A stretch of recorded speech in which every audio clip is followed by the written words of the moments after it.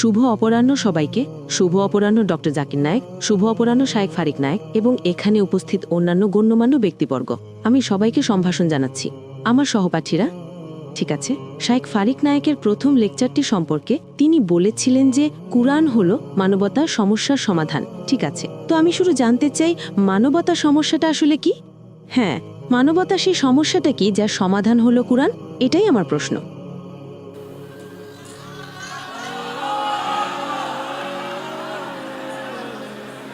আপনি কি চান ও ফারিক উত্তর দিক নাকি আমি উত্তর দিই?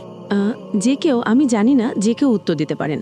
বোন প্রশ্ন করেছেন যে মানবতার সেই সমাধানটি কি জানিয়ে ইসলাম কথা বলে।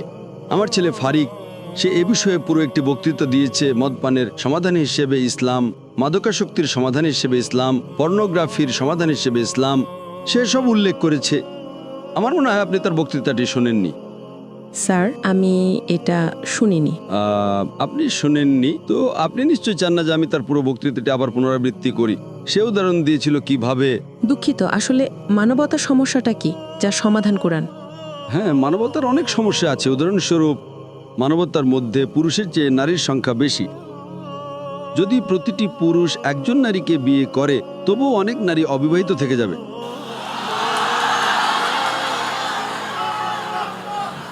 তাই কোরআন সূরা নিসা অধ্যায় 4 আয়াত নাম্বার 3 বলেছেন, আপনার পছন্দের নারীকে বিয়ে করেন 2 জন, 3 জন বা 4 জন, কিন্তু যদি আপনি ন্যায় বিচার করতে না পারেন তবে কেবল একজনকে বিয়ে করুন। আমাকে উত্তরটা শেষ করতে দিন। উত্তরটি বিস্তারিত আমি সংক্ষেপে বলছি। বর্তমানে সন্ত্রাসবাদের সমস্যা রয়েছে। কোরআন এর সমাধান দিয়েছে সূরা মায়েদা অধ্যায় 5 আয়াত নাম্বার 32-এ। যদি কেউ কোনো নিরপরাধ মানুষকে হত্যা করে, হত্যার অপরাধ বা পৃথিবীতে বিশৃঙ্খলা সৃষ্টি করা ছাড়া, তবে সে যেন পুরো মানব জাতিকে হত্যা করল। যদি কোনো মানুষ, মুসলিম বা অমুসলিম, অন্য কোনো মানুষকে হত্যা করে, মুসলিম বা অমুসলিম, তবে সে যেন পুরো মানব জাতিকে হত্যা করল। আর যদি কেউ অন্য কোনো মানুষকে বাঁচায়, সে মুসলিম বা অমুসলিম যেই হোক, সে যেন পুরো মানব জাতিকে বাঁচালো। পৃথিবীতে এমন কোনো ধর্মগ্রন্থ নেই, এমনকি বাইবেলেও এমন কোনো আয়াত নেই যা কোরআনের এই আয়াতের কাছাকাছি। এটা কি সন্ত্রাসবাদের সমাধান নয়? হ্যাঁ অথবা না? ঠিক আছে স্যার। আজকে মদপানের সমস্যা, প্রতি বছর 40 লাখের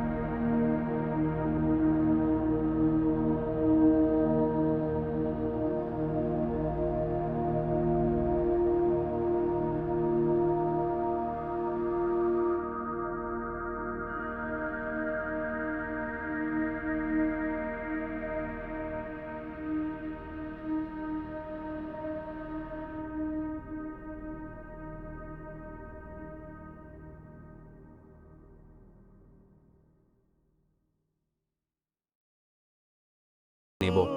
তাই ধরুন আপনার ছেলে স্কুলে যায় আর তারা প্রার্থনা শেখায়, আপনি কি বলবেন স্যার কোনো সমস্যা নেই, চালিয়ে যান? না, আপনি না, কি না, বলবেন? না, না না। না না না না না না, আপনি আপনার ছেলেকে কি বলবেন? আমার ছেলে, শিক্ষক তোমাকে ভুল শিখিয়েছে, ইতিমধ্যে আমি তোমাকে বলেছি। 2 আর 2 মিলে 4 হয়, তাই আমি আমার ছেলেকে 2 আর 3 মিলে 5 হয় সেটা কিন্তু বলতে পারি যদি না। সে ভর্তির আগে স্কুলে যায়, আপনি কি গণিত শিক্ষকের সাক্ষাৎকার নেন? না না। তাই ধরুন গণিত শিক্ষক তাকে ভুল শেখান, তাই আপনি কি আপনার ছেলেকে সংশোধন করবেন না? হ্যাঁ, আমি সংশোধন করব। ঠিক আছে, তাই এটাই কারণ আমি আপনাকে সংশোধন করছি। আমি আপনাকে ভালোবাসি ভাই, ধন্যবাদ। কারণ আমি আপনাকে ভালোবাসি, আমি আপনাকে সংশোধন করতে চাই যে আপনি যা বলছেন এটা আপনার শাস্ত্রের বিরুদ্ধে। কোরআন কি বলে ভুলে যান, বাইবেল কি বলে ভুলে যান।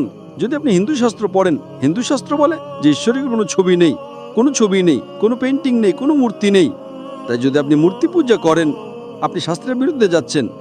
তাই আমি আপনাকে অনুরোধ করছি ভাই, আজ যদি আপনি বাড়ি ফিরে যাবেন, ইন্টারনেটে যান, টাইপ করুন অধ্যায় নম্বর 32 শ্লোক নম্বর 3, অধ্যায় নম্বর 4 শ্লোক নম্বর 19 আর 10-এর অনুবাদ পড়েন। আর কালকে ইনশাল্লাহ আবার আসেন, আমরা কালকে প্রশ্নোত্তর সেশন করছি রাত 9টায় একই সময়, আর ইনশাল্লাহ আপনাকে প্রথম সুযোগ দেব।